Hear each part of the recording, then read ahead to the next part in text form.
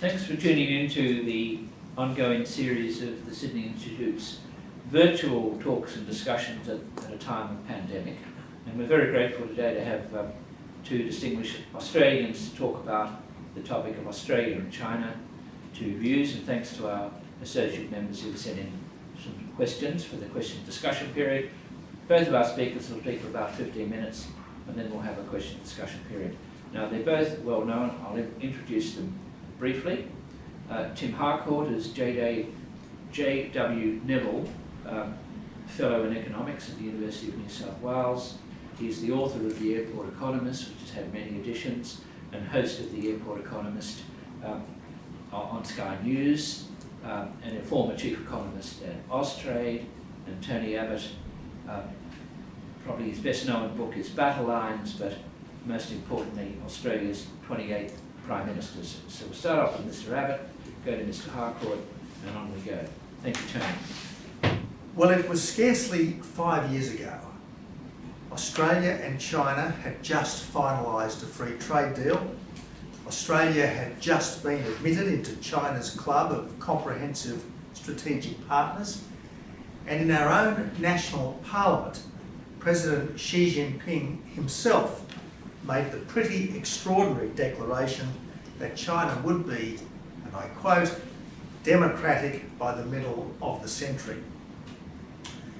Now, even though he might not have meant democracy in our sense, it still seemed a watershed moment, perhaps the high tide of the optimism about China that most Westerners had cherished since the market reforms of Deng Xiaoping, thinking that more economic freedom would inevitably mean some political freedom and that sooner or later China would resemble Hong Kong, only on a colossal scale. But as we now know only too well, China's communist leaders did not see market freedoms as a prelude to political ones.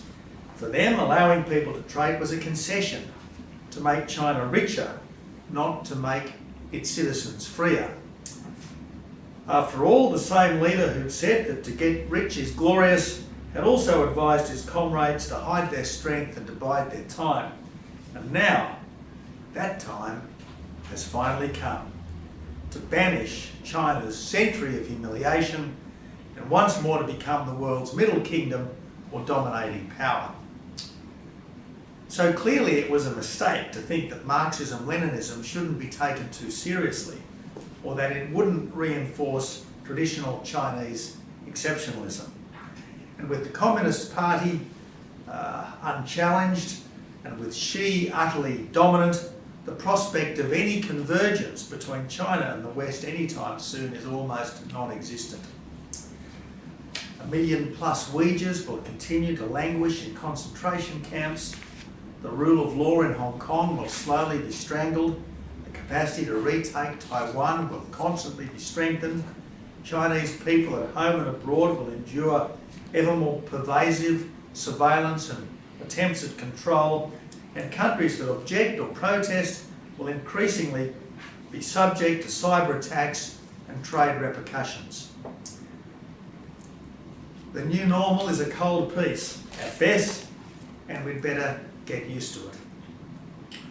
Now, one of the reasons we struggle to get China is that it's the one country that Australians routinely deal with that's quite unlike us. Its businesses are not private. Its citizens are not free and cannot say what they really think. China does everything with strategic intent. All that really matters is whether it strengthens the Chinese state. But for us, loyalty to the country does not mean being subordinated to the state or to the party. Citizens and businesses are expected to pursue their own interests. What's more, without centuries of oppressive government or a history of invasion, our inclination is to take people at face value, to assume goodwill, and to give others the benefit of the doubt. Now, of course, as Hong Kong, Taiwan and Singapore prove, let alone all those Australians of Chinese descent, there is no authoritarian gene in Chinese DNA. None. Like nearly everyone, Chinese people want freedom and justice as much as wealth. It's just that they have no expectation of getting it from their own government. So how does a country like Australia cope when its biggest trading partner has become its biggest strategic challenge? To start, by not indulging in wishful thinking and self-blame, or by adopting a false moral equivalence between China and the United States, characterised by a massive double standard in judging their leaders. If China does divert its iron ore and coal imports from Australia to Brazil and to Indonesia instead, that will hurt. Profits will fall, tax revenue will fall, and jobs will be hit. If China turns off the tap of foreign students, that will hurt too. But China buys our products because that's good for China, not because it's good for us. And China sends its students here because of what it can get, not because of what it can give. China is more than ready, much readier than we are, to take some pain in order to teach us a lesson, to warn its students off and to subject our exports to bogus safety inspection and capricious hold-ups.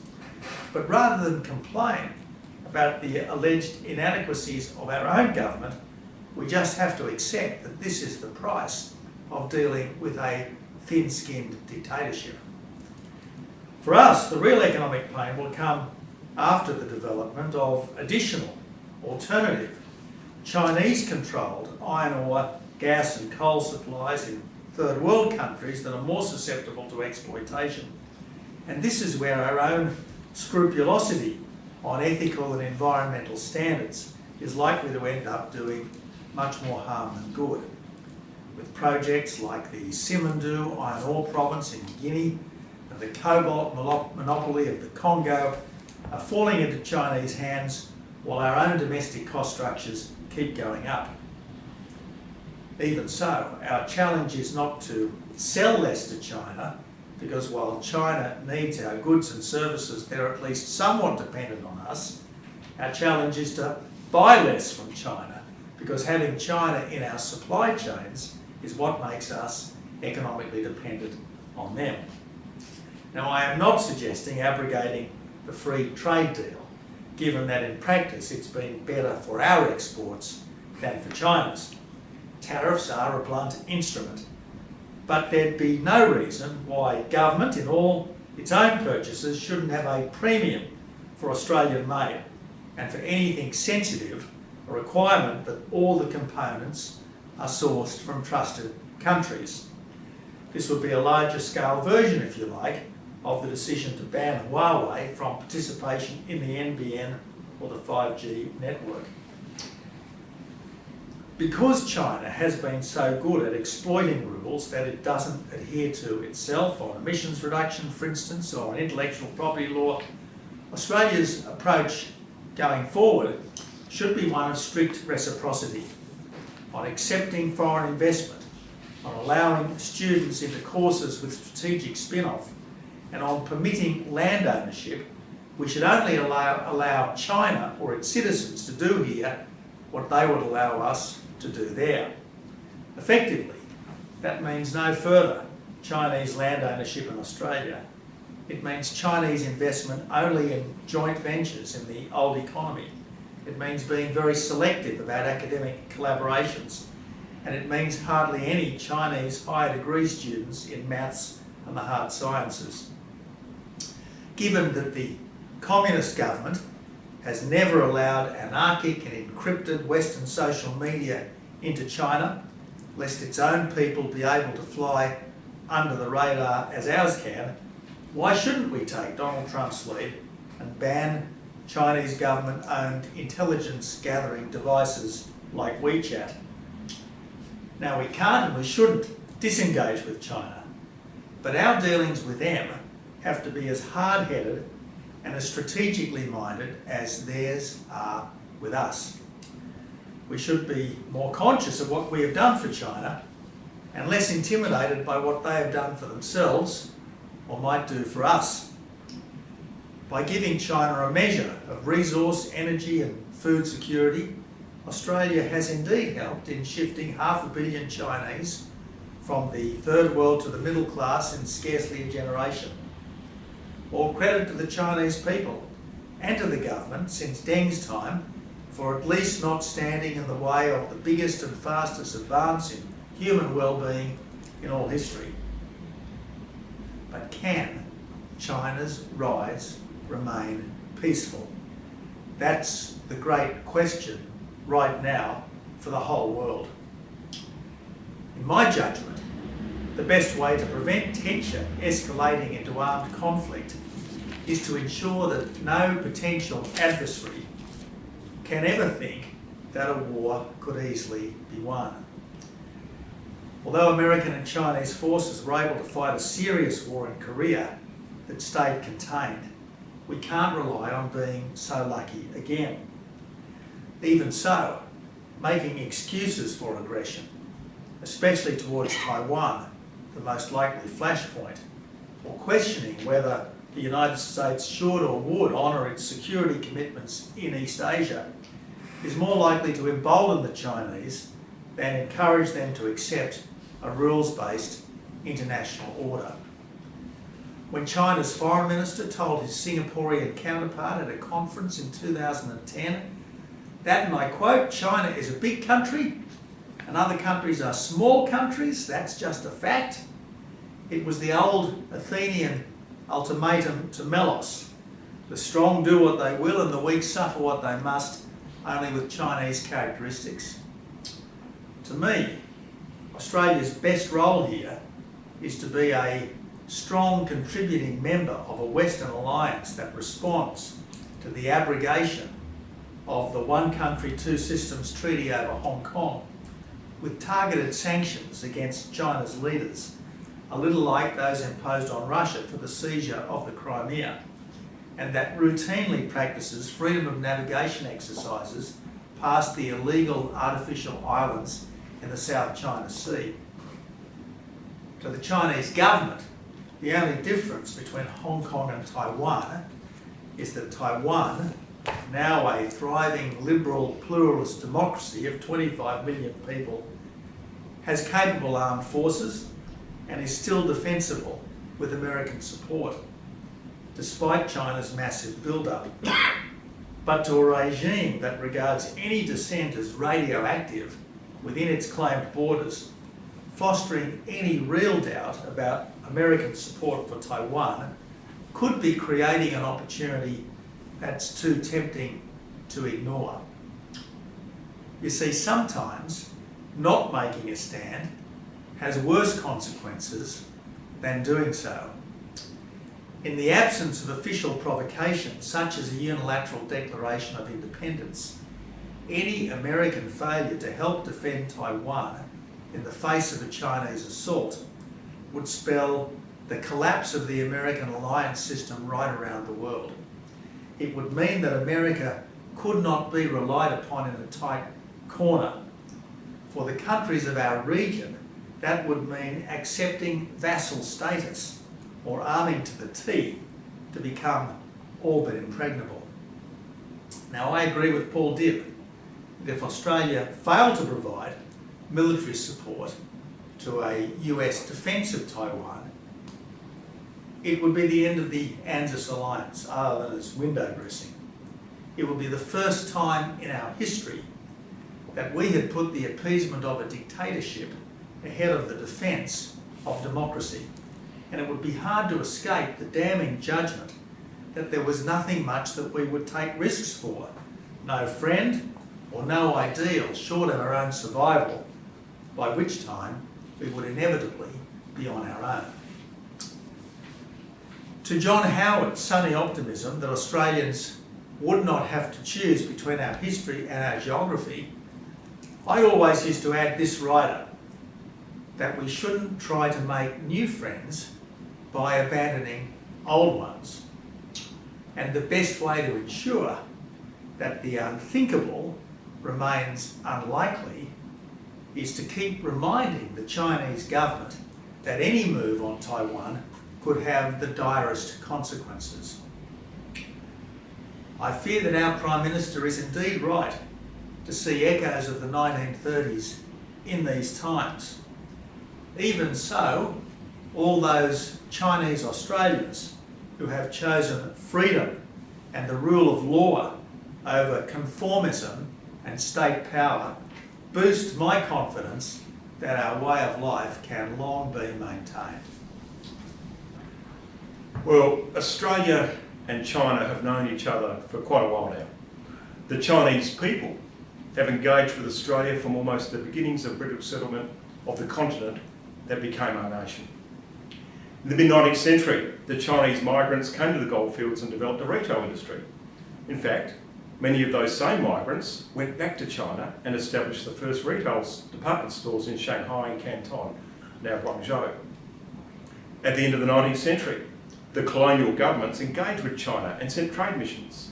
And after Federation, we set up our first Australian trade office in Asia in Shanghai in the 1920s, despite much Foreign Office opposition in London. The Great Depression and war intervened, and of course the Chinese Revolution in 1949. Records suggest that the Chifley government almost recognised China in 1949. The UK did so in the 1950s.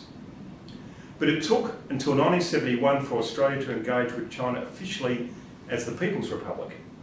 After the revolution, China was isolated from the world, and it took a bold move by an opposition leader, Gough Whitlam, in 1971 to go to Peking as it then was, and as it happened, in step with Henry Kissinger and President Richard Nixon. When I interviewed his long-time political opponent, Doug Anthony, he described Gough Whitlam's China move as his finest hour. And I'll quote Doug Anthony, "Gough surprised us all on China. Gough always wanted to take a risk and make a big statement on everything, including foreign policy. And he deserved credit for doing so in the case of China." Since then, Australia's relations with China have mainly been bipartisan, but it's brought us tensions as well as trade. We've seen the ups and downs with China and Australia under all our Prime Ministers since Gough Whitlam. We saw tears from Bob Hawke over Tiananmen, which actually helped relations. We saw Paul Keating stick up for China's WTO membership against the wishes of the Clinton administration. We saw some tense early days between John Howard and Jiang Zemin that recovered and ended up with an LNG deal. We saw Kevin Rudd expand our diplomatic vocabulary over climate change. And of course we saw Tony Abbott sign a free trade agreement. Now in the 21st century we have more tensions, some trade related in terms of beef and barley more recently.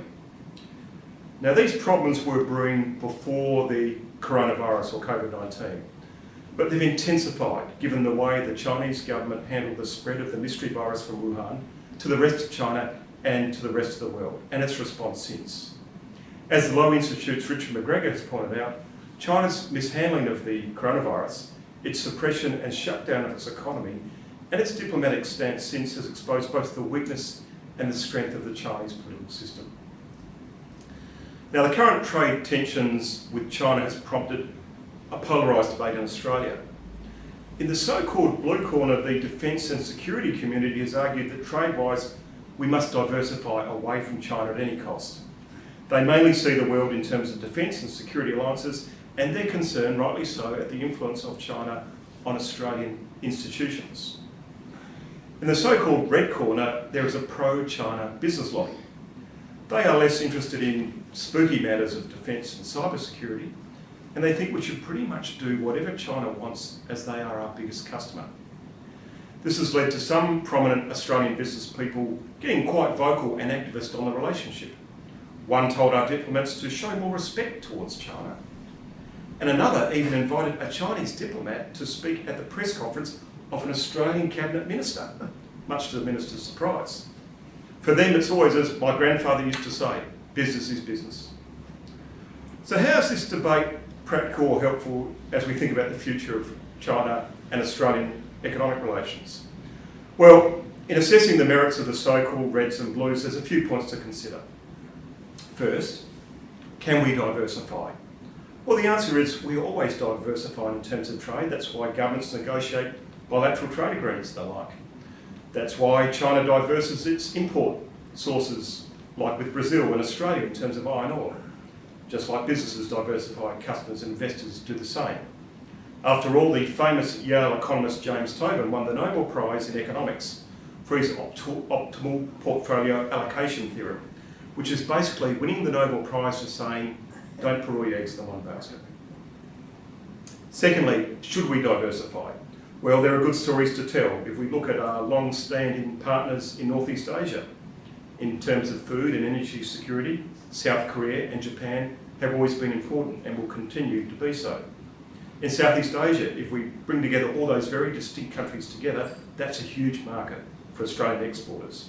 India is up and coming, not to mention the emerging markets of Europe, the Middle East, Africa, the Americas, and of course the Pacific. And whilst it's a good idea to build up other markets, there's no need for substitution. There's no need to underestimate our China economic relationship, particularly when it accounted for 46% of our goods exports this year to June, despite all the headlines and the COVID-19 related interruptions. And of course, there's the middle class purchasing power of China to come that we've already seen. Even in Foreign Affairs' own white paper, the base case that they consider has China increasing its purchasing power in 2030 by an amount more than the increase in the US, Japan, India and Indonesia combined.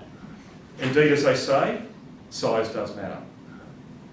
The China trade itself is worth $235 billion compared to $88 billion with Japan. And even if you look at the numbers of small business exporters, there's almost 8,000 small businesses selling goods to China, with 6,500 to Hong Kong. This overshadows the numbers selling goods to Indonesia, the United Arab Emirates at about 2,500 each, and well ahead of India on just around 2,000. Then there's the Australian businesses actually based in China. There's around 3,000 compared to say 100 in the Japanese market. And that's even before we look at those numbers of students and tourists and the exports of other professional services. Thirdly, as a democracy, can the federal government really tell a business to diversify, and that's that? Well, in the Airport Economist TV series on second-tier cities, I interviewed a South Australian wine exporter, Pip Crawford, who developed Shearer's Hill, a special red wine just for the city of Qingdao in Shandong, the sister province of South Australia. Now, Pip's put a lot of time and investment into that regional market, foregoing the bigger cities of Shanghai and Beijing, and she's been very successful. It's very hard for the federal government to tell her to suddenly walk away from that lucrative contract to go somewhere else. She wouldn't want to be keen to switch cities, let alone countries. But it is true that trade is not all about the free market. There's a lot of government fiat involved, that is, direct regulatory decisions that affect trade. And the government itself is involved in trade. When you think of defence, education, research and development and healthcare, a lot of trade is government to government. Fourthly, the economic relationship is not just about trade. There's also investment, and a lot of investment is actually by governments via state-owned enterprises. They're actually state government decisions, not necessarily business decisions. But even so, we look at foreign direct investment. China is still not a big player when you compare to the USA, the UK, Europe, the Benelux countries, the Netherlands, Belgium and Luxembourg, and of course, Japan and Singapore. Finally, in Australia, we think it's all about us. Well, Australia is not alone. There are tensions between China and other nations too. If you look at the diverse list, there's tensions with India, South Korea, France, the UK, the Czech Republic, Belgium, Japan, the United States, and more recently now Ecuador, just to name a few. China's regime is under incredible pressure due to the nature of how it let the virus spread internationally from Wuhan and the nature of its dealings with the World Health Organization. This has put economic pressure on Xi Jinping and the governing class in China, hence some of the overreaction diplomatically and the fraught nature of its handling of the one nation, two systems principle in Hong Kong. In conclusion, Australia has had relations with the Chinese people for a long time, as I mentioned, for the 19th century. But the Chinese state in its current form only since Gough Whitlam's famous visit to Peking in 1971. But whilst Gough Whitlam is sometimes thought to be heralded by some and criticised by some for being too idealistic, when it comes to China, he was actually a realist. Stephen Fitzgerald, Australia's first ambassador to the People's Republic, pointed out that Gough Whitlam was neither a Sinophile nor a Sinophobe, and he reflected of his old boss. For him, for Australia to have relations with China was rational and logical and self-interested. And we must accept China as a permanent and significant part of the international political landscape, whatever its colour, a view similar to that taken 2 decades earlier by Winston Churchill. Now, the nature of this bilateral relationship has taken many twists and turns, especially as China has become an important player in the world trading system. This will continue given China's importance to Australia. And for sure, Australia needs China economically, but given China's enormous need for energy security, for food security, for infrastructure and professional services, and for an excellent quality education for its young generation, China needs Australia too. And in these times of COVID-19, with closed borders and changing alliances, we're not going to see an outright rejection of globalisation, but a reset. And that includes a reset of our economic relations with China, something that all nations will be contemplating now, not just Australia. Thank you. So thanks for 2 important addresses. Let's say we start with you, Tony. What do you see the main problem with Australia's relationship with China? I think in your speech there you seem to be talking about the possibility of China stealing some of our potential mineral markets. Is that the most substantial problem on the economic field, apart from foreign policy? What others are there? Well, I think that's certainly something we have to be prepared for. I'm not against us selling massively to China. I'm in favour of us selling massively to China. I think as time goes by and the strategic competition between the United States and China intensifies, China will be more and more reluctant to buy from Western allies like Australia if there are alternatives. And that's exactly what they're trying to do. They're trying to develop alternative supplies of the coal and iron ore that we currently sell massively to China. In places like Guinea, they're obviously eyeing off cornering the world cobalt market in the Congo.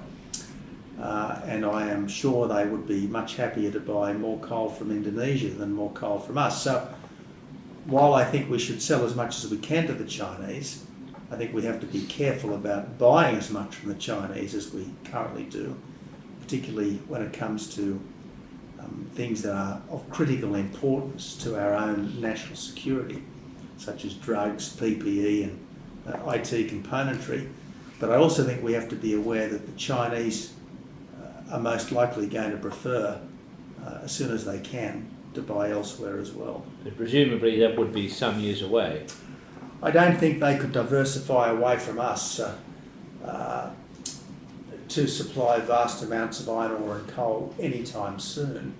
But within 5 or 10 years, I certainly think they could make significant changes. And that obviously has massive implications for some of our biggest businesses like BHP and Rio.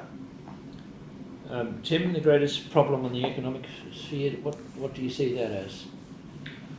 Well, I think the biggest economic problem would be something going terribly wrong with China. And as I said in my remarks, the Chinese political system, we may think it's all omnipresent, but it's got some problems. And the governing class in China is under pressure over how they handled the virus from Wuhan and how they shut down the economy and how they let it out and what they did to the doctor in Wuhan and so on. So I think the Chinese, the biggest threat is the Chinese having internal issues that causes some problems. In regard to Tony's address, I thought one important thing I got from Tony's address was, it's right, China needs Australia. I mean, China buys iron ore, coal, LNG, education, agriculture, because it's good for China. It's good for this massive, rise from rural poverty into the middle class. So they don't do it to do us a favour. And ultimately, at the end of the day, business is business. We are a very reliable supply of all these things. And so there will be rhetoric. There will be tension as there's been from every Prime Minister, from Whitlam to Abbott to Morrison and everyone in between. But ultimately those same trends will be important for China because they've still got 1.3 billion mouths to feed at the end of the day. But the view you're both expressing there is not all that commonly heard among sections of the academic class in Australia who seem to regard us as very dependent on China, and among sections of business who don't tend to put the view that China needs us as much as we need them. So how do you change that debate in the country?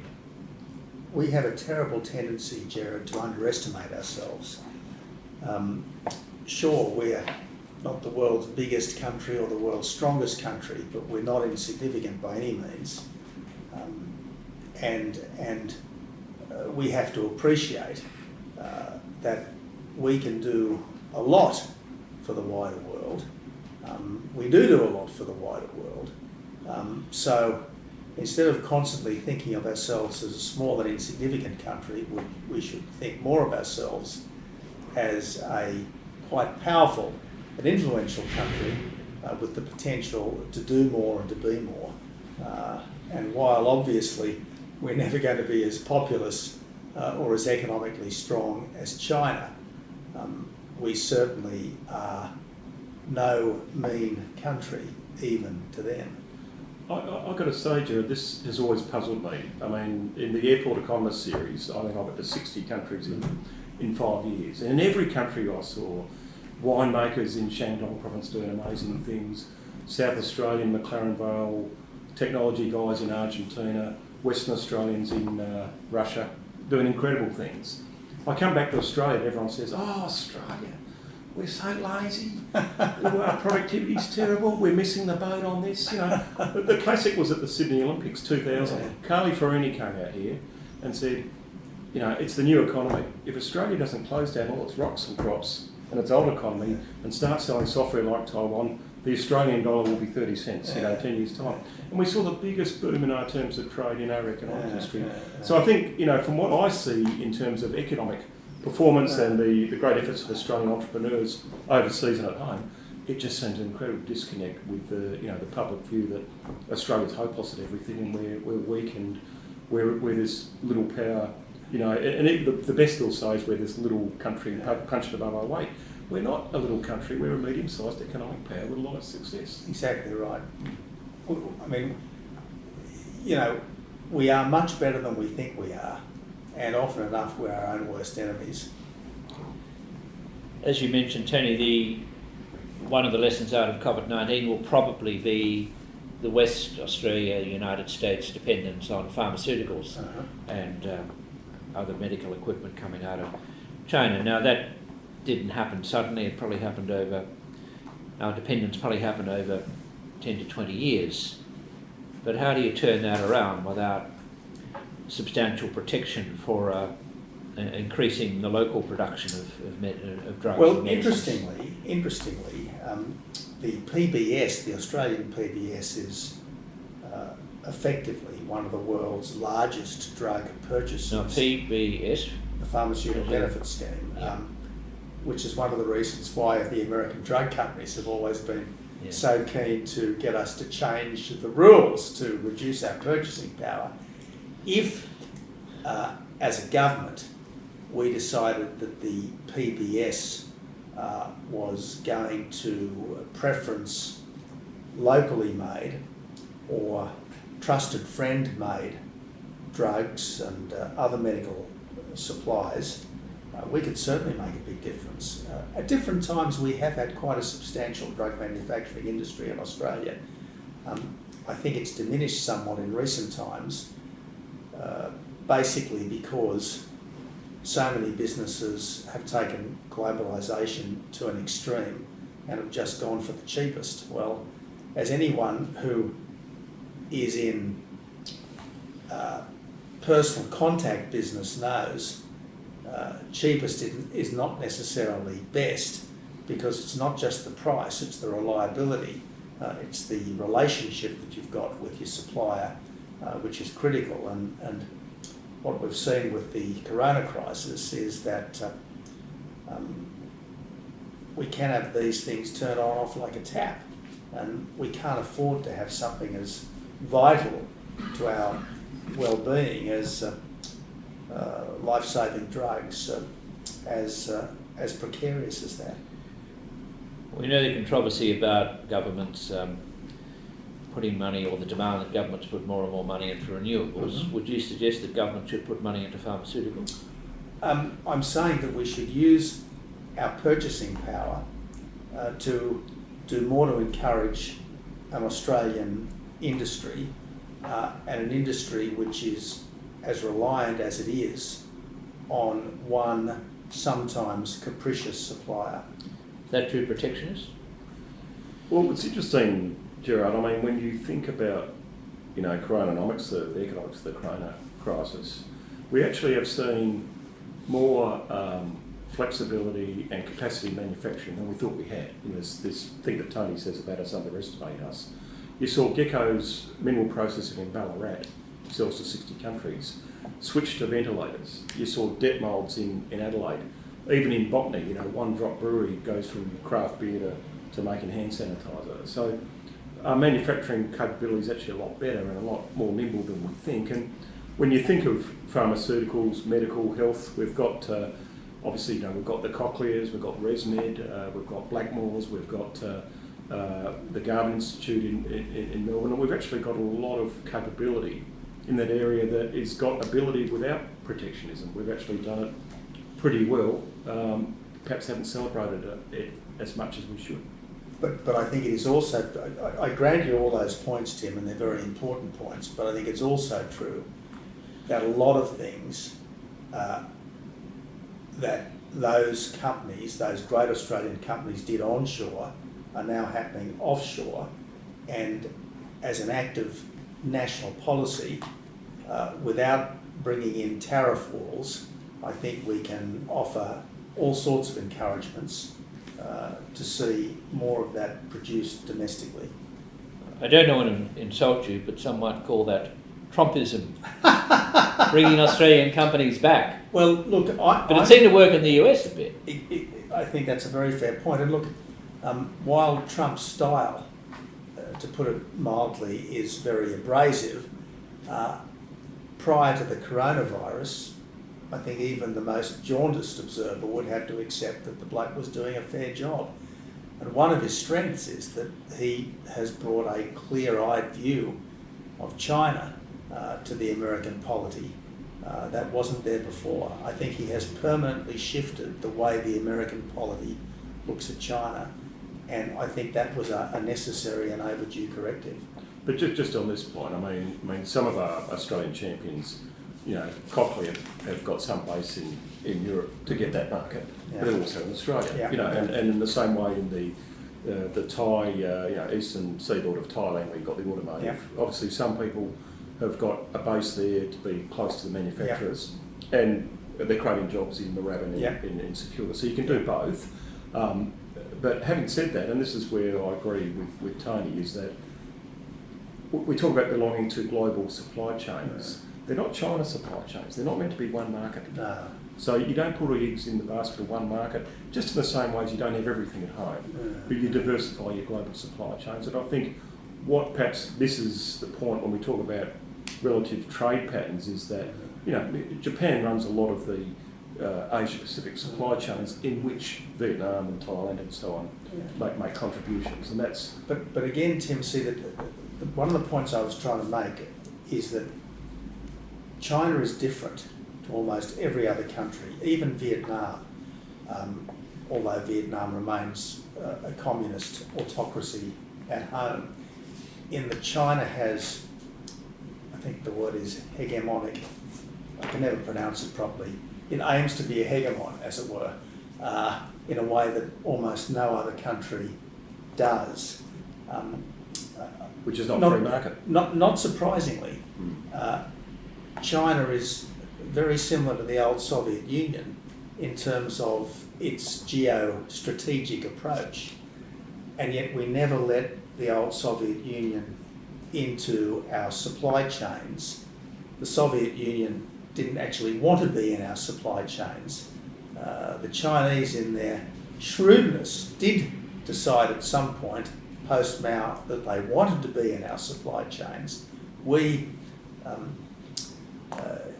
from an abundance of goodwill, were happy to have them.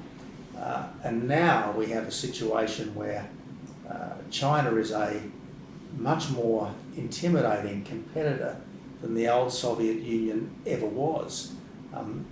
Russia was a first-rate military sustained by a third-rate economy.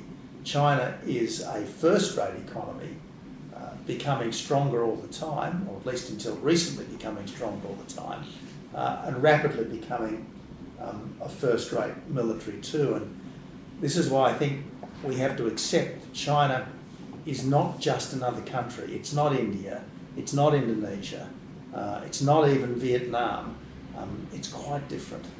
Imagine how great it would be if it was democratic. Exactly Imagine if it was right. like Singapore or Taiwan Exactly. or South Korea. And you see, the long-term hope, which has been utterly misplaced so far, is that over time we will see that kind of evolution in China, because as I keep stressing, there is no authoritarian gene in Chinese DNA. It's just that we see Chinese people leave the Middle Kingdom and they're entrepreneurial, they're sort of liberal pluralists the way most people are if they're given a chance. But historically, and particularly since 1949, there has been this thoroughgoing totalitarianism in China itself. The Soviet Union, as you know, broke down partly because the economy broke, but also the nationalities broke away from the Russians. China doesn't really have a nationality problem. The Soviet Union had a massive... But look at what they're doing to the Uyghurs. They've got a minor problem. Yeah, they've got a much less significant problem, and they're treating it with utter ruthlessness. I mean, if the reports coming out of Western China are correct, it does look like something approaching genocide going on there. But otherwise the regime is fairly stable, you would think, would you? Well, I actually think Tony's point about the entrepreneurship of the Chinese people, I said in my speech the story of the Chinese migrants to the goldfields in Victoria and elsewhere in the 19th century. I mean, they developed the first retail emporiums and took them back to China, you know, those Chinese Australians, and you see that today. Chinese shopkeepers were a staple of 19th century Australia, weren't they? Yeah. In fact, my ancestors who had the general stores and the Wandering Jew paddle steamer in rural New South Wales sold their shop to a Chinese family who lived downstairs from me in Randwick, so there you go. Trooper Yin Gan was one of the first Anzacs ashore at Gallipoli. Yeah. Senator Thomas Backup sat in the Federation Parliaments. Yes. But this has been a very repressive regime now for, well, since 1949 when it comes to power in Beijing, but in parts of China before that, I mean, it goes back 70, 80 years, the Chinese Communist Party regime. It's not going to be easy. You wouldn't expect it to fall over, would you? Or you might. I think there's members of the ruling party and government now that have been a bit surprised by the last 5 years by the aggression. I mean, China's never been an expansionist power, but there'd be people, I think, at senior levels, you know, who would think, you know, the current leader is very different than Hu Jintao or Jiang Zemin. It was very different to who Tony Abbott was dealing with as Prime Minister and John Howard was and Bob Hawke was, you know. So I think that is a surprise and that could put a lot of pressure on them. What about, remember sending a question about free trade agreement, which was a product, as you know, of the Abbott government and the Chinese government. But look what they've done to our beef and barley. I mean, was it worth it, they'd ask? Look, because we have traditionally been a very open economy, free trade deals, even with countries with rather different wage rates and standards, have tended to be beneficial for us. And if you look at the last 5 years of our trade with China, yes, China's exports to us have gone up by 8%, but our exports to China have gone up by 15%. So I would say that the free trade deal that my government finalised has been more beneficial to us than it has been to China. As I said, I want us to sell as much as we possibly can to China. I want us to be much more careful about what we buy from China. What I particularly want us to be much more careful about is allowing ourselves to become too dependent on Chinese components in our supply chain. I think that's the big problem the West has got at the moment. China has permeated so much of the Western supply chain that we have a very unhealthy dependence upon a country that sees trade as geopolitics by other means. Jim, free trade agreement, worth it? I always think free trade agreements are necessary but not sufficient. In a few areas where there's agricultural barriers and so on, they can be very helpful. But at the end of the day, there's behind the border issues, there's cultural and regulatory issues that matter more. And even when you look at free trade agreements, whether they be with China or the US or other countries, they're quite a good marketing tool. They're a good way to feel good about the relationship. But at the end of the day, the exporters have got many things on their plate. And even with Indonesia, where we've had tensions over bombings and terrorism and so on, we've still seen the numbers of companies going to Indonesia still growing. So I think they help, but they're not everything. And most of the time, it's good to have the government badge on the ground. When you're an exporter in Shandong or in Wuhan or out in the West, having the ambassador or the Austrade office or the trade commissioner there helping you in a country run by the government is really important, and that matters for that matter in Indonesia or the Middle East as well, where you have a lot of government involvement. Someone sent in a question about, we're getting towards the end now, but how do we moderate people in the business world who want to placate China? I mean, is that necessary, or do you expect some people in business to talk their book? Is there a problem with Twiggy Forrest talking his book? Rowan Kellick wrote a very good piece about this. I mean, at the end of the day... Rowan Kellick writes in The Australian? Yes, he's now... he was, of course, the Beijing correspondent for The Australian and the Fin Review.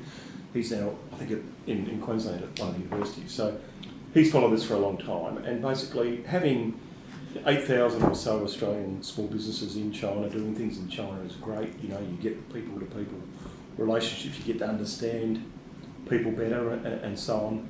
But business people have got to be very, very careful not to be put in a position where they're running the party line for China here, because ultimately that's not helpful to the people of China, it's not helpful for their business partners, and it's not in Australia's national interest. So I think why is it not helpful for their business partners?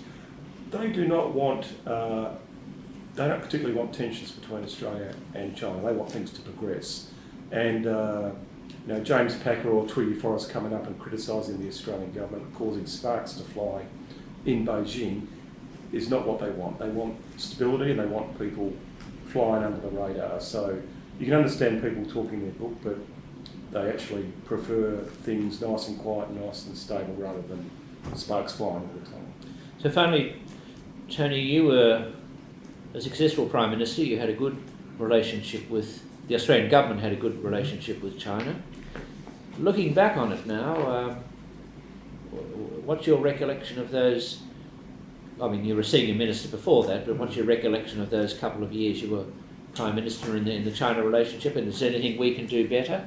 Or did you learn any lessons or anything we can do better? Look, I think two things have changed, if you like. I think China has changed. I think our perceptions of China have changed, and I certainly got the impression from Xi Jinping in 2013 and 2014 that this was a man we could do business with, not a man who was necessarily our soulmate or even particularly like-minded with us, but nevertheless someone we could do business with. And if you go back and read the speeches that he gave in Australia back in late 2014, I think they were remarkable.